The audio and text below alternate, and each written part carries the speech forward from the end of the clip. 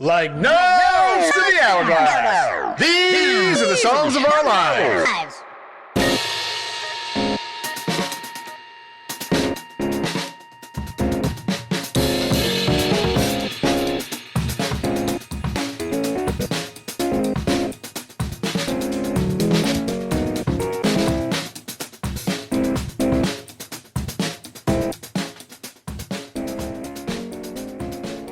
Hello and welcome to the latest episode of Songs of Our Lives. I'm Brad Rose. I'm an artist, a composer, a writer, the founder of Foxy Digitalis, and someone who thinks about music and sound far more than is healthy.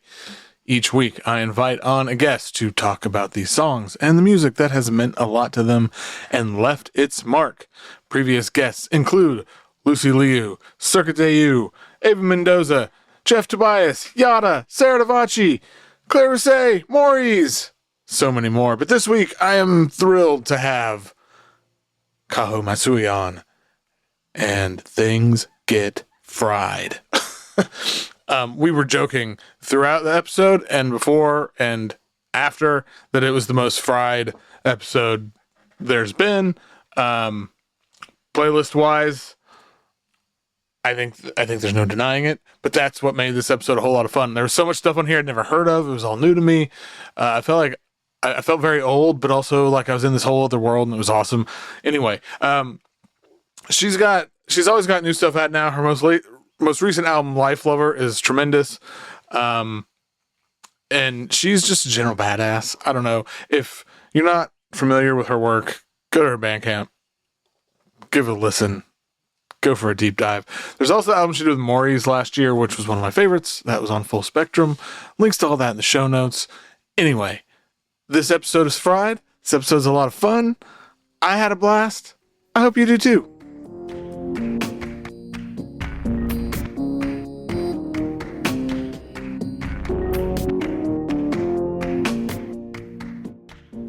My guest today is a musician, a songwriter, an audio and engineer. I don't know. You do like everything.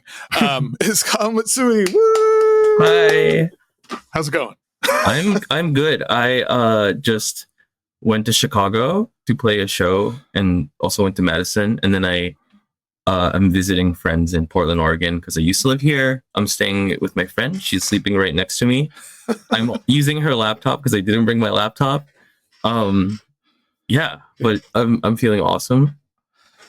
Awesome. Who were you playing with in Chicago?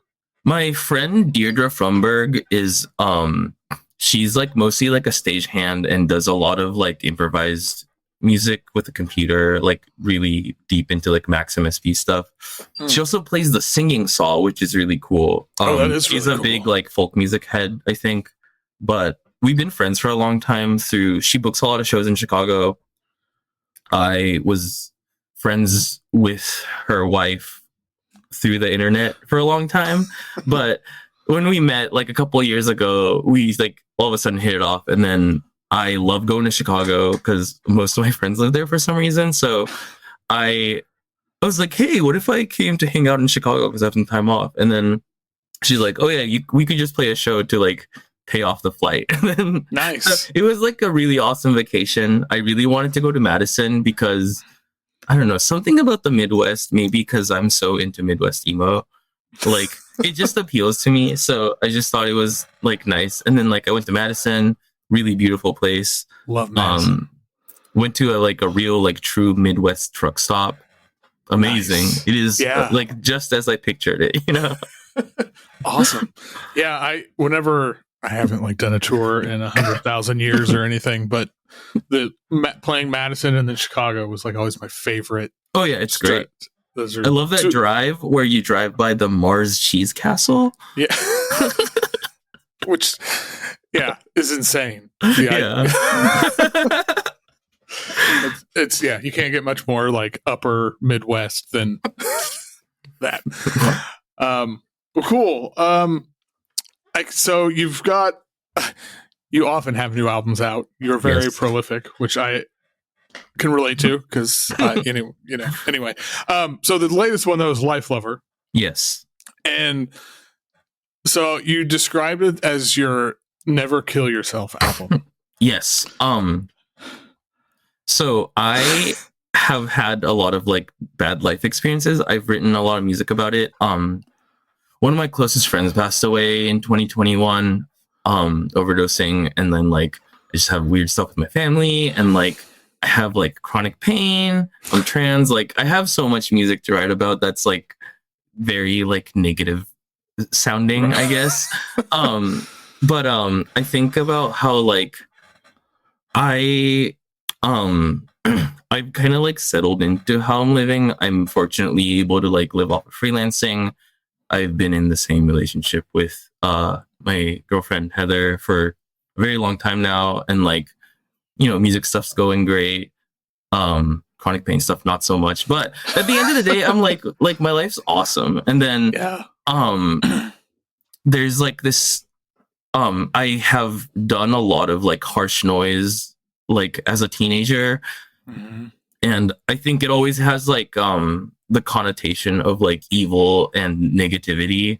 And then like I wanted to make this like thing that was like okay, like there's bad things in my life, and then like that like makes me want to like shriek, but it's like at the end of the day it's like I love my life, like, and that's you know, I think a lot of us has seen the meme of like never kill yourself, and then it's like guy sitting in front of like a TV playing like Family Guy with like a pile of fast food. Like it's that, like at the end of the day it's that. Yeah. No, I mean I get it. Like I mean I live in Oklahoma, which is fucking, you know, dumpster I mean, yeah, anyway. But like, yeah, I don't know. My wife and I talk about that all the time, how it's like, yeah, like there's a lot of really horrible stuff, and we got a lot of bad stuff we're dealing with, but also, yeah, I like my life, and and it's this weird disconnect almost. Like I don't know, it's every time I look at the news, it's like, oh, the world is gonna end. Like, right. I'm like, yeah, but like, you know, like I've spent my whole day like, I don't know, like spending time with my girlfriend and then like playing video games, and then I'm like, wait, it's awesome. What are you talking about?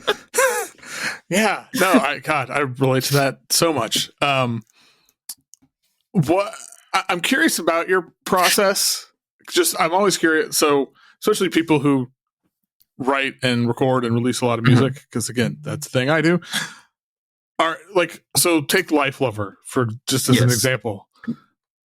From idea to I have an album done. Like what does that look like? Like how does it well, I'll first preface this by saying if anyone's not familiar, I release like maybe 5 to 10 albums a year. They're all a little over 30 minutes to like 50 minutes long. And then the thing about it is like I really believe in the idea of like practicing recording music. If you are learning piano or guitar or something, you would play every day and you get better, and then you would be able to like express an idea better, right? Because you have the vocabulary for it. And I think about how building the muscle memory, building the vocabulary for recording is important, because the thing is, I know a lot of people in bands and they're like, I just broke up with my girlfriend, I want to write a song about it. And then it takes them 2 months to write a song. And then it takes them 2 more months to like rehearse it with his band. And then it takes 2 months until they have enough money to go to a studio. And then it's 2 months after that it gets released. And I'm like, you've already gone through 2 relationships between like the release and that. And it like makes no sense to me. But I have been like recording, like I've been doing audio engineering for a long time. I've been playing guitar basically my whole life. And then I record music every single day. And I think about like how the process is. Once I have an idea, I just do it. And then if it sucks, it sucks. But I think about how like I'm not Taylor Swift, you know, I don't have employees. I don't have a lot of money going in or out of doing music. So then I'm like, okay, if I have a flop album, who cares? Like, yeah, what does that even mean, right? Yeah. And then so the thing is, I record it. I think everything is practice. I think, you know, I just put out a record. It's being received well or not well, but I'll just work on the next one anyway. And I think like the idea of that is kind of how it drives how I release music. And then so I've tried like putting stuff out through a label. I've tried like having a manager. None of this works out because of how frequently I do things. And then it's like, oh, you should promo this more. No, I'm already on the next one. Like, and then so it becomes like this like completely DIY operation. It's almost like a diary. And I will like, I think about how it's so easy to have ideas, and then it's up to you to have the ability to execute it, and if you have the time and energy to do so. And then so it's like I will practice recording and performing every day, and then it'll turn out to be like this thing where I can have an idea, do it, and then I'm like, that's done.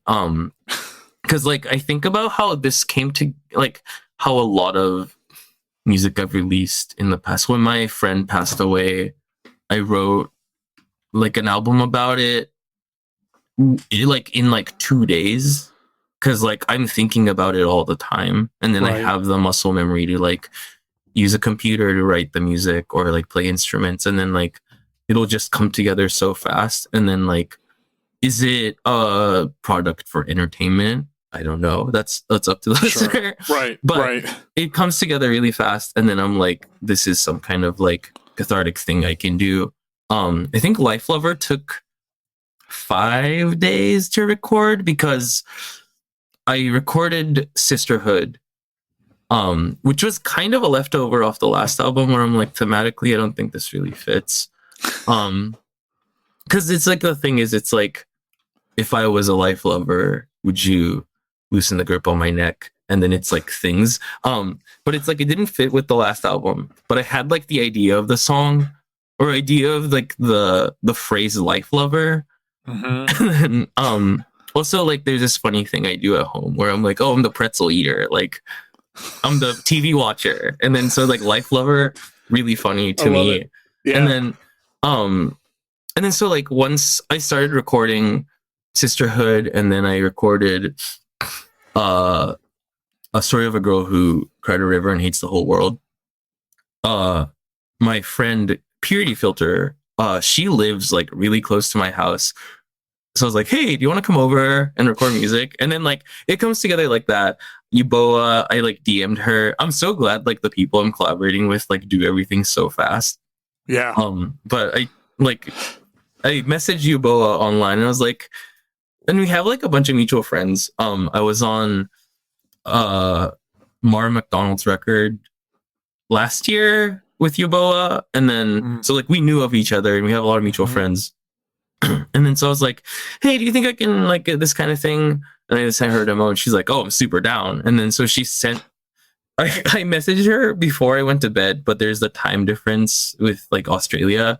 So then she's like, oh yeah, I'm in bed right now. I'll work on it right now. And then like she sent it to me while I was asleep. And then oh my gosh. I put it together. I put it together, and I was like, oh, I really want vocals on this. So I was like, hey, can I get vocals on this?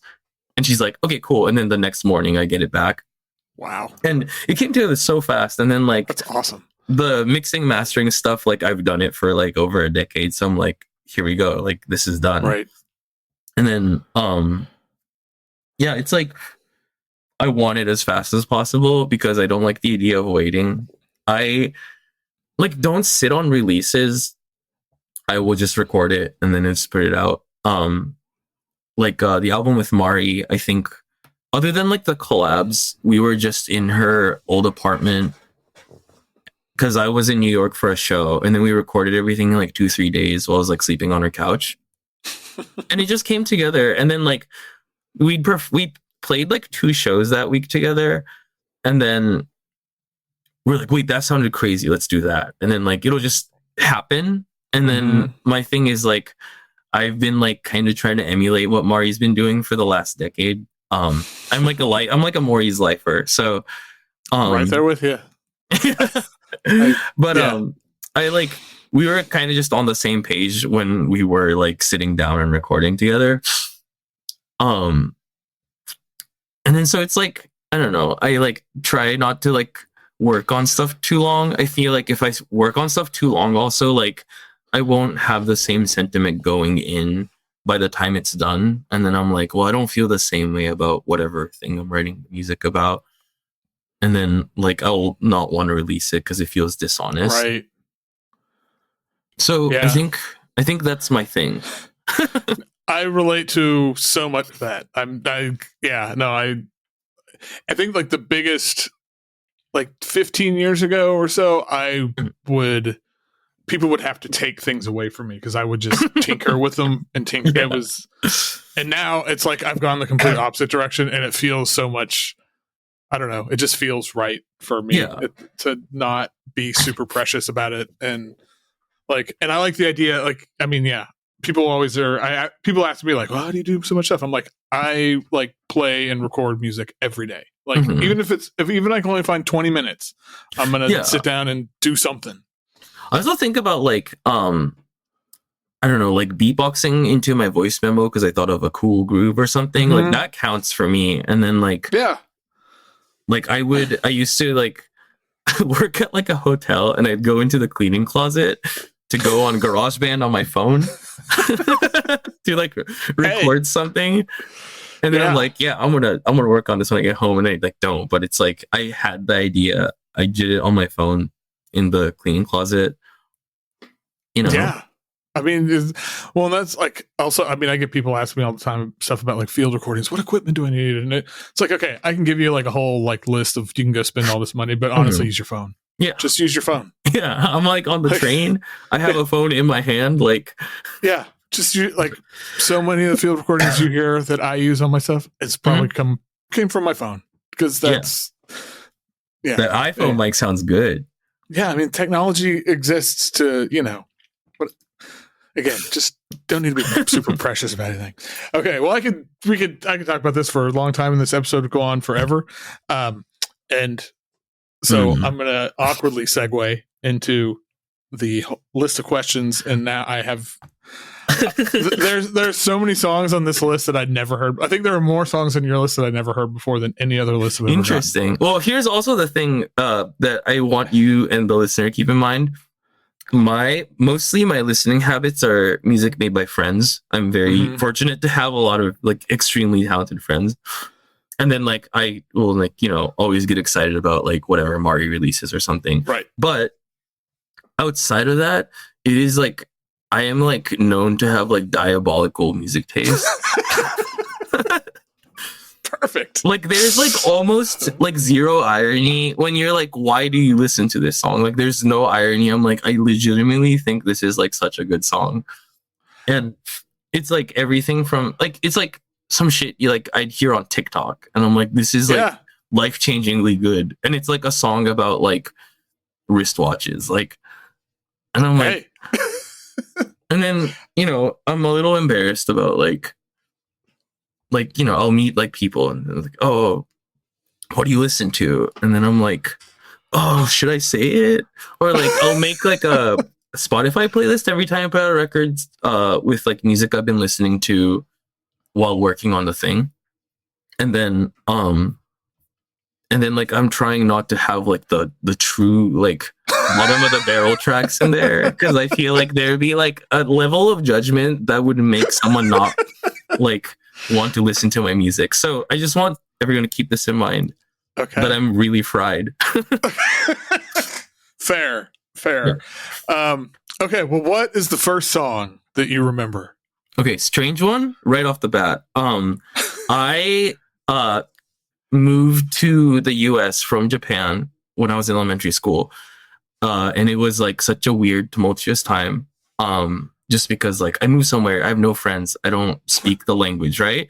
Yeah. And then there was this like crazy like memory activation moment where I'm like sitting in the back of my mom's car, and All Star by Smash Mouth starts playing.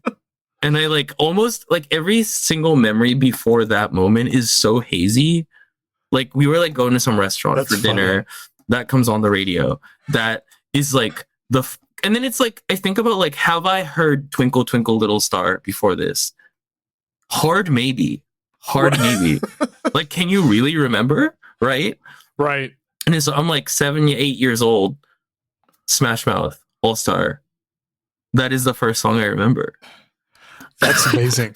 It's so Mari, who will keep coming up. So yeah. Hi Mari, if you're listening to this. Well, the first interview I did when like Foxy Digitalis came back in 2021 was with Mari. I have listened to this. And we talked about Smash Mouth, and she was like, what's the album that this is on? Or I don't know. She was like, no, I can't remember which album it is, but she was like defending it. And she was like, no, there are good songs on there. And I don't think I've heard other Smash Mouth songs. That's the thing. I know. I think I've heard maybe like one other one. And I meant to, and even when she brought this up, I was like, okay, I'm going to go listen to it. I never did, but I meant to. Maybe I will. But there's a funny Smash Mouth fact. So I used to live in San Jose, California, and they are from San Jose, California, or at least like general Bay Area. I think all the members are from different parts of the Bay Area. Mm-hmm. I think one of the guys and some of the managers or something of Smash Mouth started a food review channel on YouTube, which I recently discovered because it's like my friend or me or someone went to the same high school as the bassist from Smash Mouth. And I was like, I gotta know. So I was like Googling around. After I sent you the email for this podcast, I was like, what's up with Smash Mouth? Do they still write music? Right? And then so like post Shrek World, and then like doing research, food review channel. And they they mostly focus on like pizza and sandwiches, I think. But they went to like the pizza place I used to go to as a kid all the time. And like, I was like, whoa, this is like a real thing. Like, it kind of makes sense. I don't know. They're kind of, and I don't mean this in a like disparaging ways. It's going to sound bad, but like they're kind of like the Guy Fieri of like 2000s alt rock. Definitely. I think the guy doesn't have frosted tips, but same like ethos. Yeah, and hey, and supposedly Guy Fieri is like a really great guy. So yeah, I watched Guy's Grocery something on the plane on the way to here. Great show. Well, if it's not All Star, what is a song that makes you cry?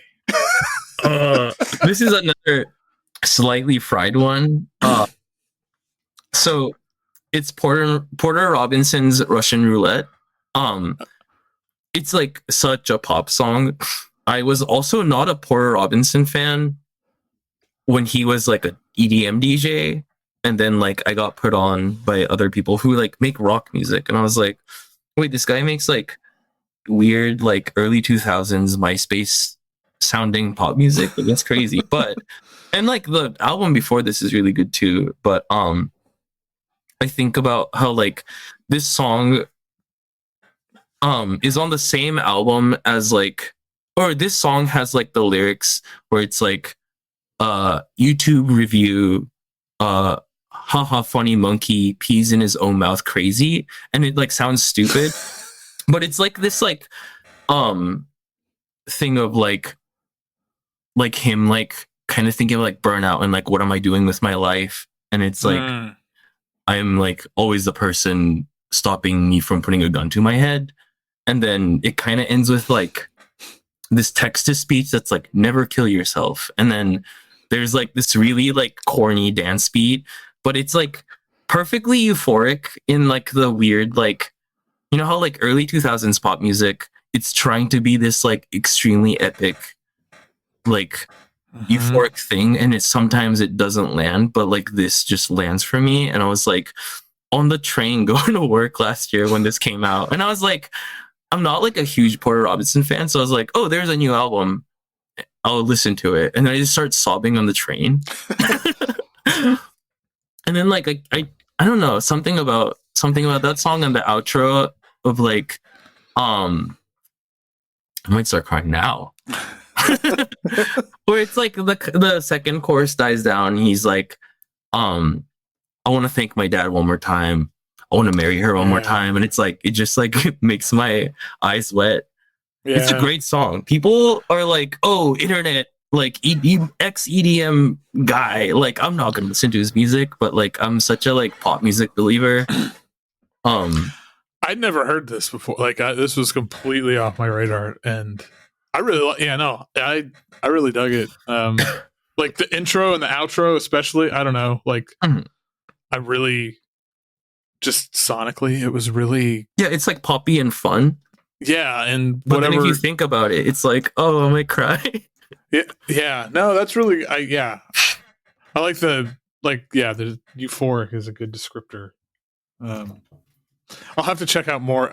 This is again totally not. I'm sorry. No. It's like, again, this is part of why I like doing the shows, because I like learn about stuff I probably would not hear otherwise. Yeah, I almost feel like Neil Young on one of the songs on the list, but I was like, no, I need to like be honest with myself. I gotta have the fried selections. Yeah, I love Neil Young comes up all the time. I know, and I was like, everyone's heard Neil Young. Like, yeah. Well, what's the song that will put you in a better mood? Lucy Cooper B. Handy's "Make My Bed," produced by my friend Ivy, who I did an album with last year. But it's like it's motivational music.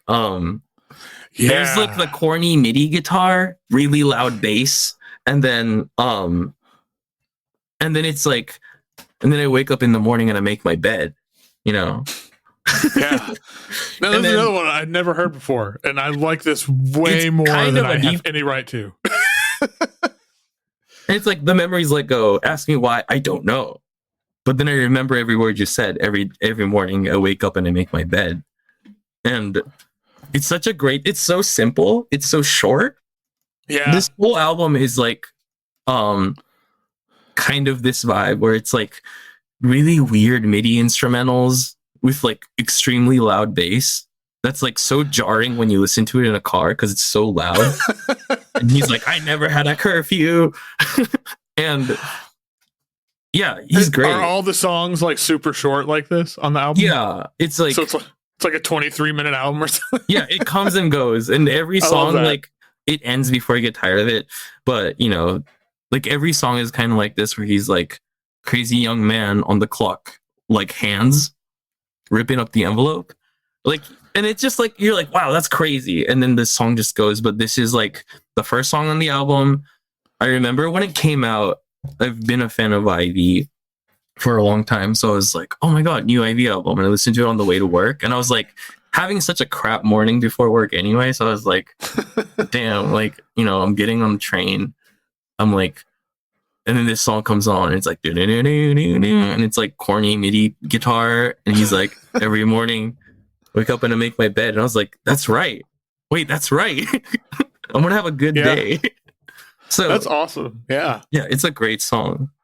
Yeah, no, I like I don't know. It's if the song was like 4 minutes long, I would probably hate it. Oh yeah, me too, definitely. It's know your limits, and that's perfect. Okay, well, what is objectively the best song of all time? Dragonforce, Through the Fire and Flames. It is a fucking miracle that this song exists. There's all the guitar comping and editing allegations on Dragonforce. I don't care. That shit's on Guitar Hero. There's like 5 guitar solos in the song. The music video, amazing, because like there's like the guitar cam when they're doing the solos, but then there's also the beer cam where the other guitarist drinks beer while the other guy solos. Right. And then also the whole idea of like euphoric music. Sorry. The whole idea of euphoric music. My girlfriend is really into happy hardcore and like early 2000s dance music, right? I never really understood it, but when she was like, Through the Fire and Flames is kind of like the happy hardcore of like metal. And then, I like grew up with that song. I suck ass at Guitar Hero, but I tried that song, Same. Yeah. I tried learning that song on a real guitar. Oh my god. Didn't go very well. Didn't get any further than like 3 notes. But it's like such a miracle of a song, because like I think about how it's like this like crazy triumphant, like loud, like impossibly fast song. and then everyone's all shredding at the same time. Like drummer going crazy, Yeah. vocalist going crazy. Like everything is going crazy in that song. And then it's almost like guitar gooning. I don't like the G word. I don't like the G word, but it's like you're like maxing out on it.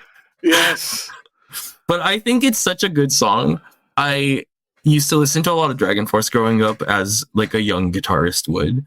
Mhm. But it's like their best song easily. And then I like recently like made a remix of it in like the early 2000s like happy hardcore style. Oh, and wow. it works perfectly. It is like I can see that. because the vocals are like that vibe. Mhm. And then because I was like, because me and my girlfriend had that conversation of like Dragonforce is happy hardcore but metal. And then I was like, I'm just gonna make this just to like see if it's true. And then it works. It's amazing how like that song just exists. And everyone knows about it because if you play Guitar Hero, play Guitar Hero, you know it, right? If you play guitar, you know it. If you know anyone that plays guitar or Guitar Hero, you know it because they won't shut up about it. Right. Yeah. No, I love that. This is such a good pick for this.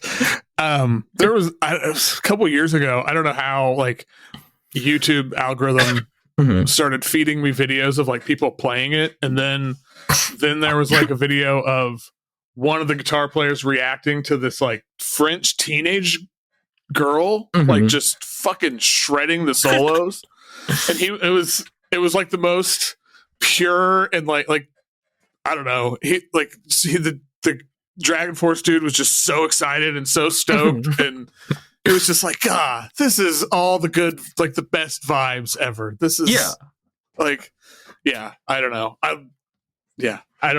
This makes me want to play. Every time I hear this, it makes me want to like hook up the Wii and play Guitar Hero. And, I suck so bad at Guitar Hero. Funny Guitar Hero fact: I've been playing guitar for like over 15 years. I cannot get through like beginner shit on Guitar Hero. It's ridiculous. And then I talk to my other guitarist friends, and they're like either haven't played it or they also suck ass.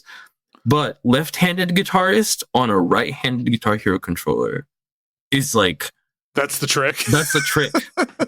Something about it. It's like I know one left-handed guitarist who's really into Guitar Hero, and he's like super good at it. So I'm like, that's got to be what it is, you know. You cracked the code. Okay, well, what is a song that you used to love, but you've either heard it recently or you think about it now and doesn't quite do it for you? Frank Ocean's Self-Control. I think I love Frank Ocean, if you can't tell. But when like Blonde came out, I think the whole idea of like that album and the other like ambient album that came out on Apple Music, it was like such a miracle of like him disappearing for years and then coming back all of a sudden with an album. It's so mysterious and it's so beautiful. And I think like it's legitimately beautiful, but there's this thing, as I grew older, that album has like this like perfect summer night vibe to it that actually doesn't exist in the real world unless you're Frank Ocean. And it's every time like I used to when I used to have a car and it was like summer, I would like drive around with my friend and like hang out, and then I'd like listen to it in the car all alone, and I would be like, this is such a perfect song for this vibe. But it's never like, my situation is never gonna be like as perfect of a vibe as his situation.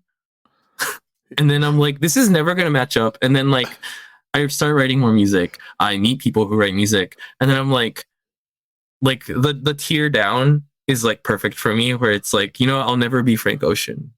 I'll never have the I'll sleep between you guys, it's nothing situation. But like a tier below that is like perfect for me. So I think like, yes, I maybe grew out of it because the hype of the album went away for me in like 2016 or something. But I also think it was too good for me. I can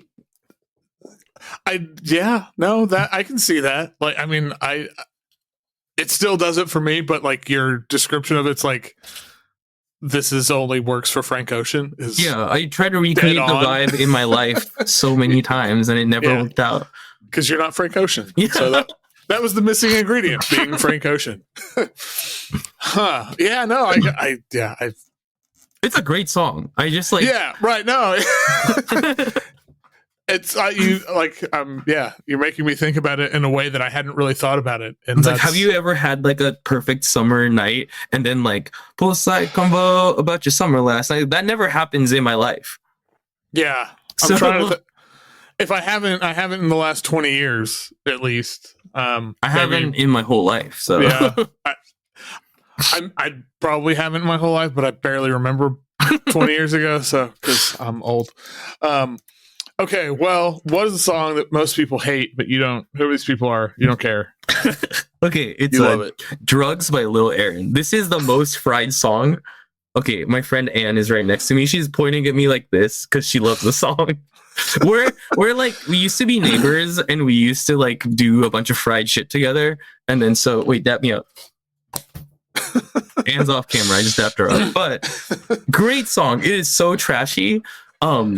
His whole theme is like being green. It's like green album cover, green hair guy. Trashy, like horrible lyrics, bad like like guitar riff thing that's like so simple. Like Blink 182 would like scoff at it. Right. But it's like such a crazy, like I've never heard a song that fried before. And it's so fascinating to me. And it borders on the same like degenerate vibe as like a lot of like harsh noise music I like or punk music I like without being any of those things. And I'm like, this is like objectively this is like the opposite of the Dragonforce. It's the trashiest song I've ever heard.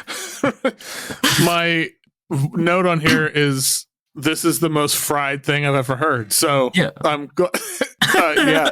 No, it's true. I'm not gonna deny that it's like the most fried thing I've ever heard. Yeah. That it is like, but I think it is amazing how like, because it's like I don't day drink often. I don't drink as much as I used to, but I used to day drink sometimes, but I don't do it as often. But it's like when I do, I feel like him, and I start like feeling like scared.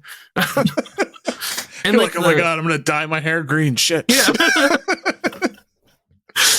It's such a like, it's just fascinating to me. And then so I've listened to it a bunch of times. It's a short song, so like obviously like the lyrics are like stuck in my head. And then like if it comes on in the car, like I can't help but like scream along to it. Yeah, this is definitely like I want to be cruising around, windows down, like you gotta get a DUI. Like yeah, right, yeah. If I don't really drink at all anymore, but if I did and I was getting pulled over for a DUI, I'd have to pull this song on, put this song on, and just blast it, and be like, all right, fucking doing it. It's like amazing how like I feel like shame and like guilt every time I like put it on in someone's car or like someone catches me listening to it. But I love that song. That makes it, that's a perfect answer for this question then. What is the most romantic song? It is First Day of My Life by Bright Eyes. I think this is the most normal song in the list of songs that I gave you.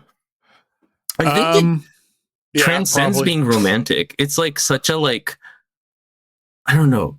He's such a genius. It's crazy. It's like I almost like don't know where to begin to describe it. I can't stand Conor Oberst, so I really. Oh my god. Yeah. Never like I don't know. Never connected for me. I think one of my favorite things to say though is when I was like 17, I played a show in Omaha. Conor Oberst was one of the opening acts for me. Whoa. He was like, it's like that's my big crazy. Dunked on him. But I think about how like this song, I don't know, it like almost like transcends being romantic with like the entire album being like such a like weird, like it almost feels like this weird candid view on like his life and like his failing relationships almost. And then this song is the only one where it's like, no, I love you. And then like it's like I think it's well written. I think it's you could like I don't know how to describe this. It's like the music video where it's like different couples like listening to it with headphones, like sitting together on a couch. It's like there's like this perfect thing. It makes me want to cry. Because it's like I think about how like me and my girlfriend have been in a very steady and good relationship for years, and then we're like sitting on the TV and like just like sitting and like coloring together, and then I'm like this comes on in like an Instagram reel and I'm gonna like start crying kind of thing because it's so perfect, and I'm like, this is me right now. Like this is the first day of I like the idea that it's like this is the first day of my life. Like that's so like beyond romantic to the point where it's like you could say that about someone. Yeah. No, I'll give him that. Like I think if I heard this and didn't know it was him, I don't know. It's, you know, we all have like those bands and those people where it's just like, but like from trying to look at it objectively, like, yeah, I mean that idea, like you were saying, like first day of my, like that is, yeah, it's cute. It's just cute. It is. It like makes me like feel very like warm and happy. Funny Connor Oberst thing. So recently, I don't watch a lot of movies. So then my girlfriend's trying to get me to watch more movies, and then my recent movie obsession is Spider-Man 1, 2, and 3. Right, and then I texted Mari and I was like, Spider-Man 3 is such a good movie. Mari comes up a lot in this podcast, but I text Mari, Spider-Man 3 best movie, and she's like, I love when he turns into Connor Oberst because like he goes like evil mode. And his hair becomes emo, and then he just becomes Connor Oberst. Amazing. Yeah, I haven't seen Spider-Man 3 in a long time. Now that makes me want to. I'm like, oh, maybe I need to watch that this week. Okay. All right. What is the song that changed your perspective on an artist, either for better or for worse? It is "So I" by Charli XCX. I was never on the Charli XCX hype train. I know, like, there's like the Sophie produced like Vroom Vroom or whatever after. I wasn't paying attention. I'm sorry to all the Charli heads. I wasn't paying attention. I was sleeping. But Brat comes out. Literally everyone's talking about it, and it's like kind of getting to me because I never listened to her music. And then I hear like the couple like huge songs on like TikTok, and I'm like, okay, yeah, it's pop music. It like, and also like don't have that thing where I'm like I think about how people are like, this song sounds offensive, as in like they'll listen to like Imagine Dragons and they're like, this is so offensive to my ears, but I don't really have that. I have like such a high tolerance for like bad music, because it's like, okay, like if you want to take it truly unlistenable, like there's noise walls everywhere, there's literally anything, right? And then so I'm like it ain't bad, but I don't care. And then my friend, we were friends with my friend that passed away a couple of years ago. My friend that passed away is like a kind of popular electronic musician. She was releasing music under the name Golden Boy, lots of like breakcore, hardcore kind of music, but she's like internationally known, and then even more so now that she's passed away. But like So I is about Charli XCX's like relationship with Sophie, who passed away. And it's kind of this thing where it's like, were we really friends, or were we just like collaborators, and like, you know, and then I don't know, it's like maybe because I have the same feeling. Well, it's like Paris Alexander, Golden Boy, and I are like, we're really close friends, and so there's no like doubt about it, but it's like this thing where it's like, oh, it's not just like I'm relating to this, and I will listen to the whole album, and I'm like, Brat is not bad. But yeah, and then now like I listen to Brat once in a while. The remix album's pretty good, but it kind of just changed my perspective. I still can't get into her older stuff because it's just not my speed, but I like the weird, like kind of like freakishly corny like pop music stuff that's going on Brat. Yeah. But like this was the gateway to it for me. And then everyone's like, finally, you're listening to Charli XCX. And I'm like, I'm sorry, I'm an entire year late. Well, better late than never, I guess. I don't know. I love Charli XCX, so I'm one of those people. No, she's awesome. I was just not paying attention. Yeah, I mean, and yeah, this song gets, I don't know, I get very emotional listening to this song because I'm like, I was obsessed with Sophie. I mean, I'm still kind of obsessed with Sophie. Oh, me too. Like I still listen to like old Sophie stuff. I'm like, how was this made like 10 years ago? Oh, it's ridiculous. No one's ever going to catch up to this.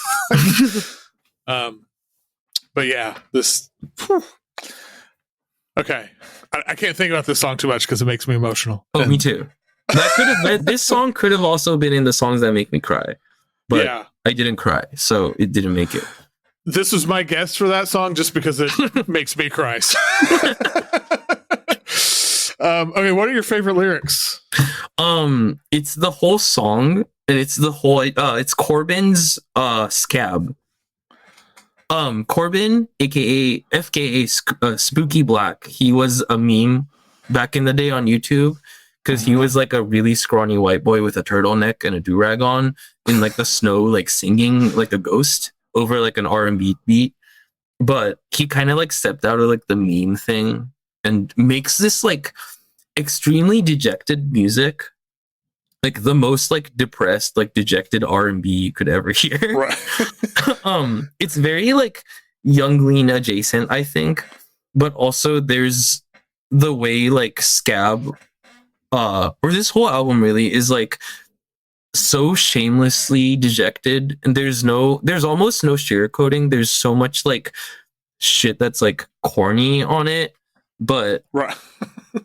It's like I wish I had the courage to write a song like him, because like all the like rhymes and stuff are so corny, and he's like, I know that I'm a bastard, but I can make your life faster, and then like, and it's like, it's almost like I just thought of it in 10 minutes. Like this whole song, like if you look at the lyrics, it sounds like he wrote it in 10 minutes because it's like there's nothing clever about it. And then I think the complete lack of cleverness in the writing is like so crazy.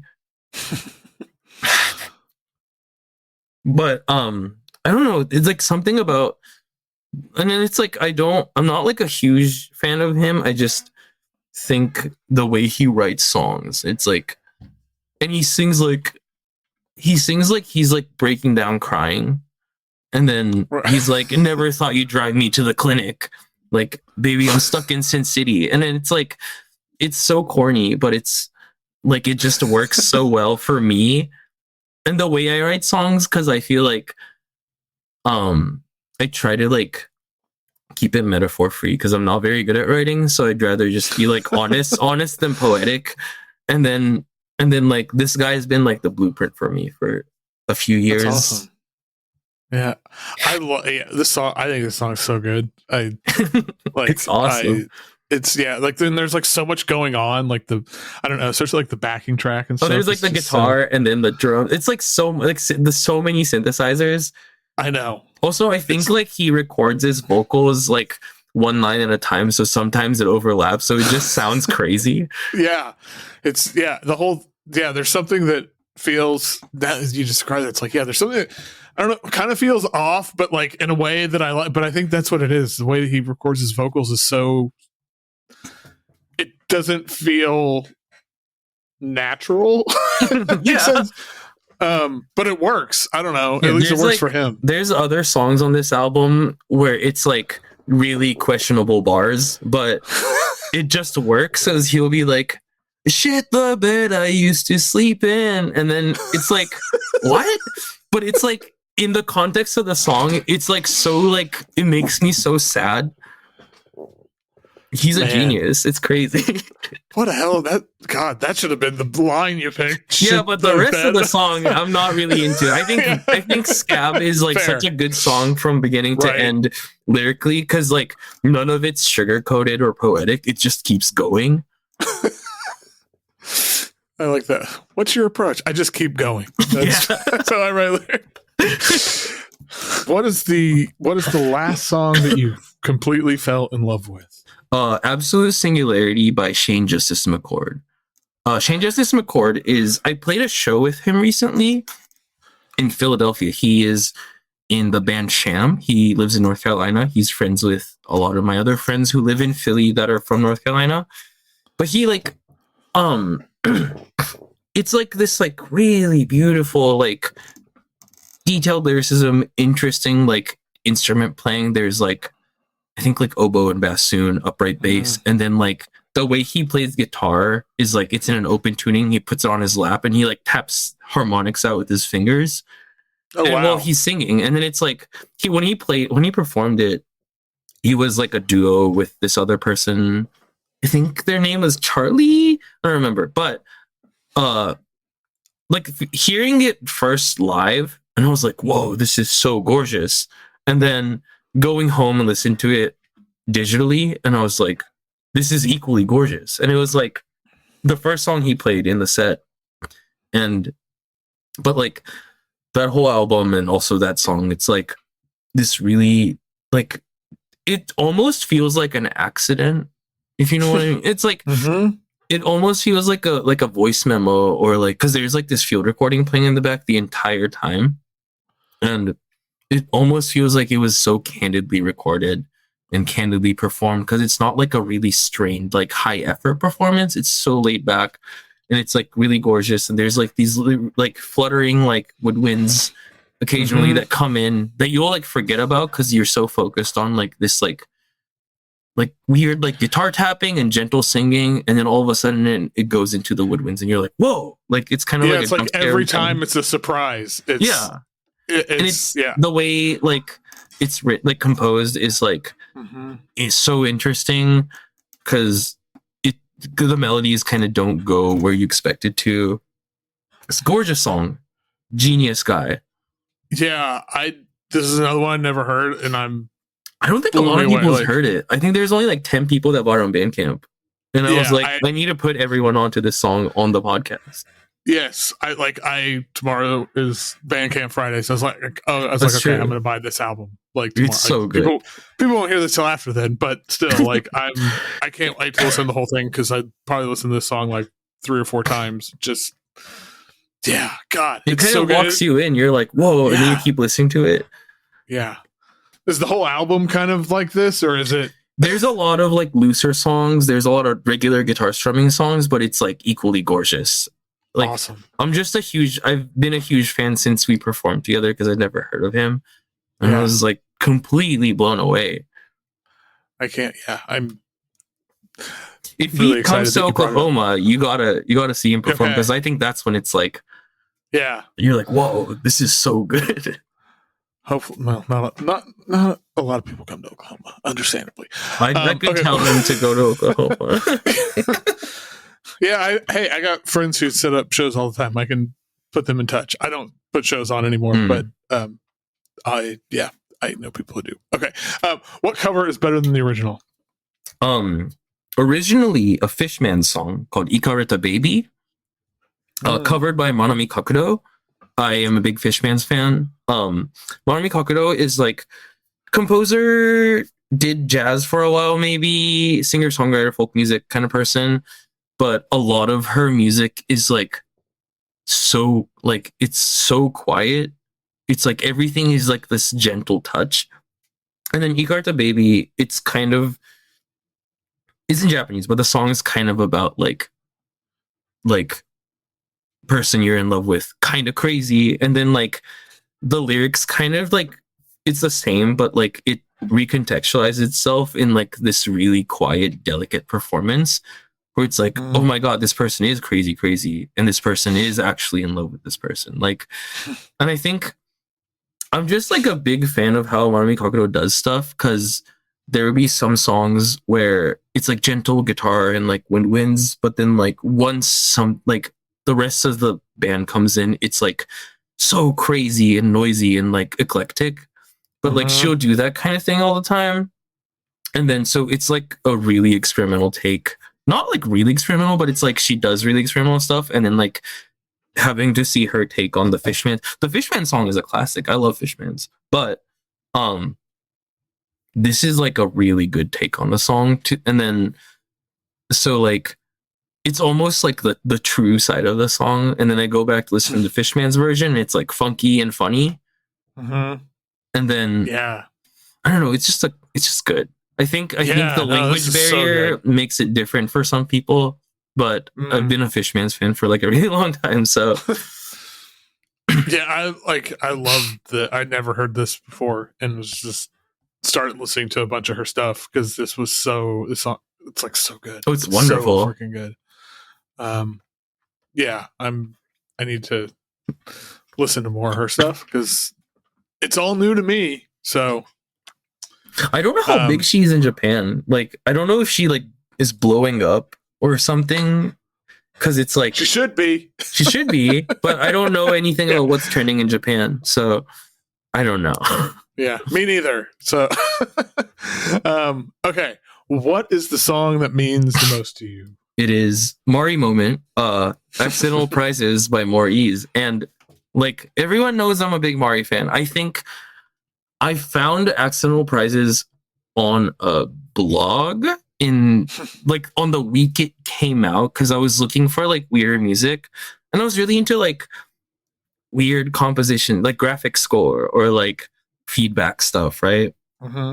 And then this was like emo guitar and then like really weird pitch shifted auto-tune vocals. This is like the first time I've heard anything like this. And then show you how important it is to me, I do that thing now as for a living. I think it's like I don't want to be like, oh Mari, you're the best, like we're friends and it feels awkward to do that. But Mari is the best. But she is legitimately the best of all time. And it's like, I don't know, it's a genius moment that kind of changed the way I think about like writing and recording music, where it's like it was like me, when I was like younger and I was like past like being really into like metal and punk music and was really into like, because I was like, it needs to be more like crazy and fucked up and esoteric, and then like got into like noise music, got into like music concrete, and then I think that's when I found Mari's music. And then like this was one of the songs where it's like, oh my god, you can do that. And then like it right. came at the time when I was like 18 or 19 or something. I was like, this is so crazy and obscure and experimental, and that's what drew me into it. Like, but don't we all do that when we're 19, right? Yeah, absolutely.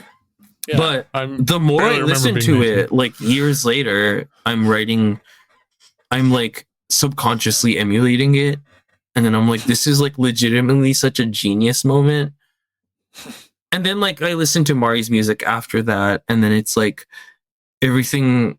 I think this is like the earlier Mari's releases, but it's like the way she like kind of is like, no, you can do this auto-tune thing with the emo guitar. She does it in so many different ways. Sometimes there's like saxophones and synthesizers, and it's like such a brilliant idea. And it was like in its like most basic form at Accidental Prizes, and then it branched off in so many different ways. Right. And then like oh my god, Mari moment. Like, it's gonna be the subtitle of this episode, Mari moments. Accidental Prizes Part 2 on Songs About Love and Hate. Amazing song. Yeah. Another Cadence on Lacuna Parlor. Amazing song. I'm just like, oh my god, like my favorite thing is like being revisited, and like this is how she wanted it to be, I'm assuming. And then it's like wow, like this is crazy. This is a Mari moment. I know. Yeah, no, I mean that's like I mean this is like what, 10, 11 years old at this point, and I think it's like a decade old. It is still a masterpiece.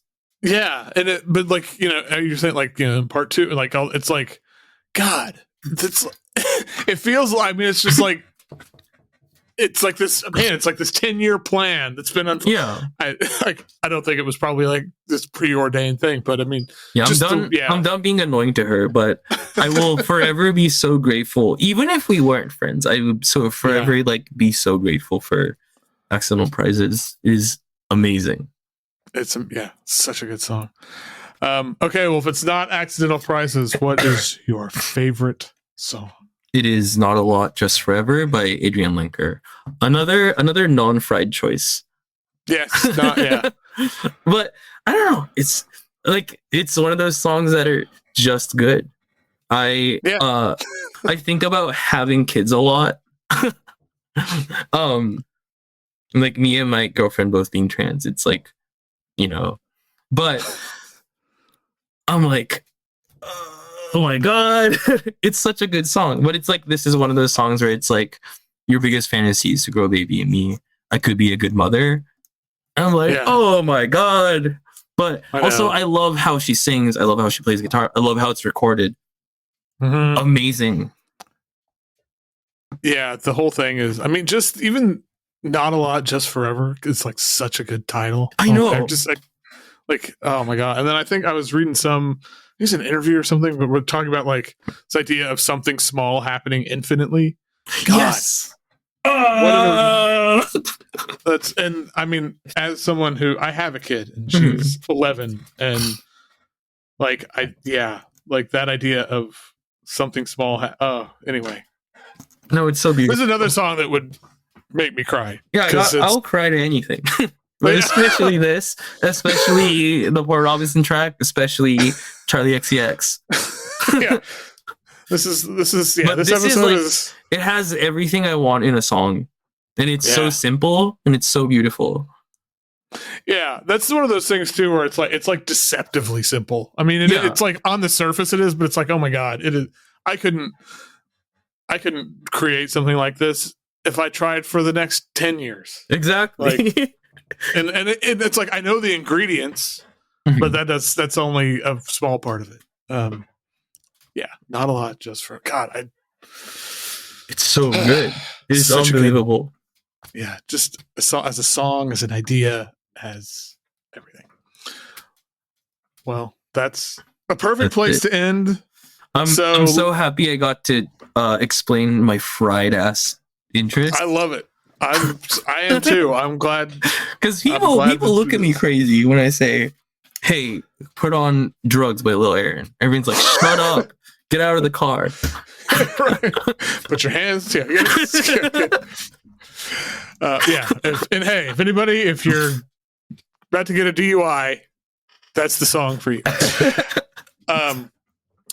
Okay. Anything? So, Life Lover's out now. Life Lover's out now. I don't know. This will be out in a couple weeks. Anything else you want to? Maybe. Wait. This will be out in a couple weeks. No. Wait. I'm trying to. Let me look at my calendar. I have stuff in the works. I'm just like out of town, so I'm like on vacation mode. My friend Outside Higher and I have 2 new songs out on April 11th. That I just submitted to streaming a couple of days ago. But Excellent. It's fun. It is our love letter to SoundCloud rap. Wow, amazing. There you go. April 11th. And Life Lover is out now. Joy in the Shape of Another Person's out now. Absolver, Kill Me While My Eyes Are Closed is out now. I don't know. I don't have much it's like, I feel like it's like I don't like care that hard about like shilling something. Right. Because it's like, okay, like I have another album coming out anyway. Right. But right. Yeah, well, I have multiple albums out. People should just go to your Bandcamp and throw you a few bucks and listen to yourself. That'll be amazing. That's my advice. Well, thank you for doing this. Thank you. I've been a fan for a very long time. Been a Patreon supporter for a good while. So I'm just like, wow, I'm on this.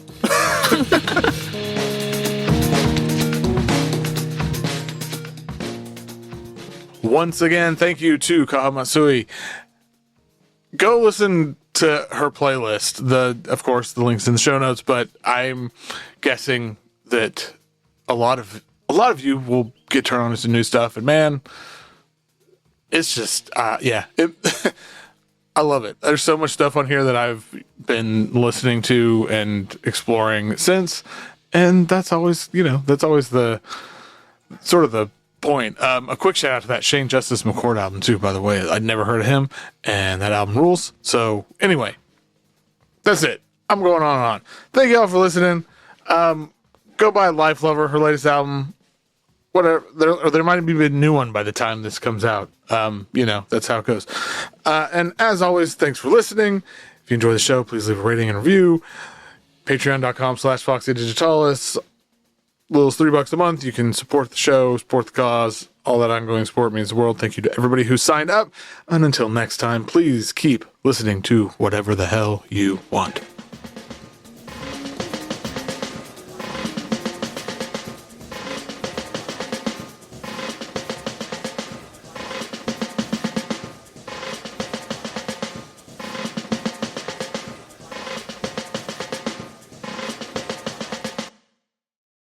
Okay, well, what's your least favorite song? Walk by Pantera. I think Pantera, dog shit band.